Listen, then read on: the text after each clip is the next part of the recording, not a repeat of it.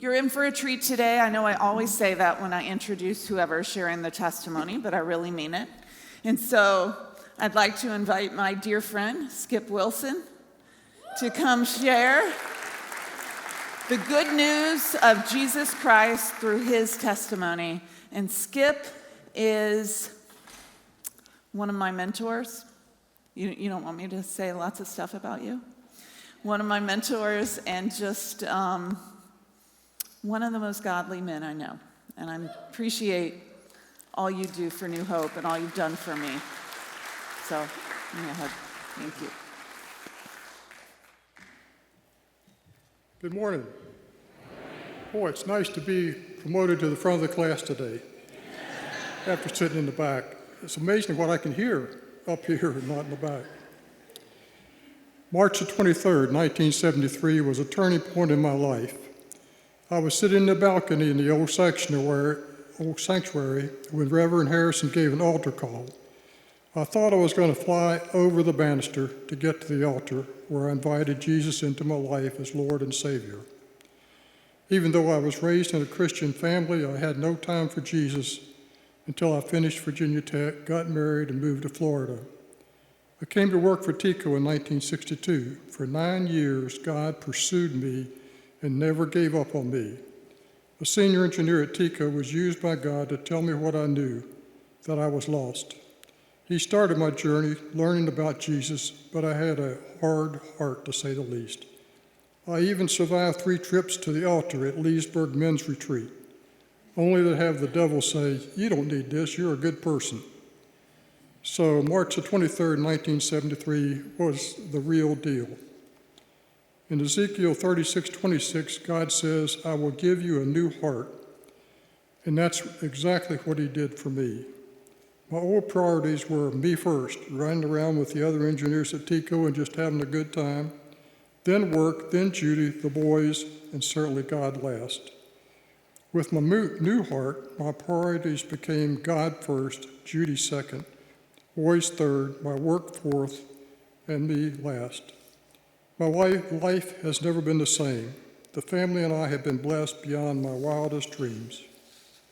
Has everything been perfect? No, and God tells us we will have trials, and we did. My dad died before the boys were born. Judy's mother died as a result of a traffic accident. Our house burned down, and we were out for a year. Brian's house had a fire. But through all those things, God was faithful and was with us all the way. In 1973, after 5 or 6 months of being a Christian, I told God that I didn't feel that closest to him that I expected. I've learned not to ask or complain unless you really want an answer and probably direction. Sure enough, God said clearly to me, "Check your giving." Boy, he went to meddling there. The truth is, I did love money more than I loved him. I'd never had any, and I wasn't about to let much of it go. However, I wanted him now more than money, and also knew his standard was tithing. My first question, do you mean 10% gross or net? I think we probably all do that, but I knew the answer. I wish I could say that I had faith enough to say yes immediately, but I didn't. I asked him for some time to figure out how I was going to tithe. And amazingly, he said okay, and he said that because he knew exactly what was going to happen. In 3 months, we were tithing, and I have never stopped. We as a family have been so blessed because of his presence in our lives.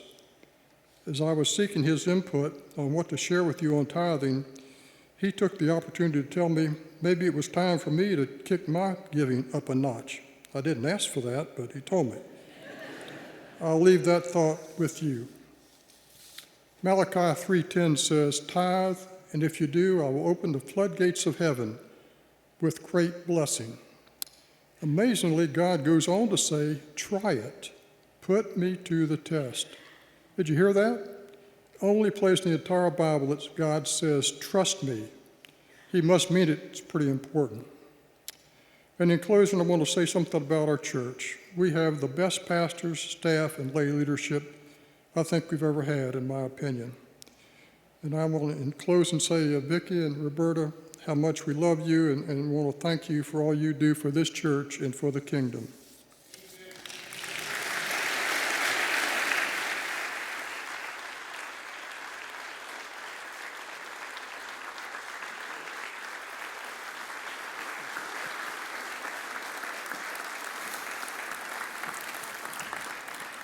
Thank you, Skip.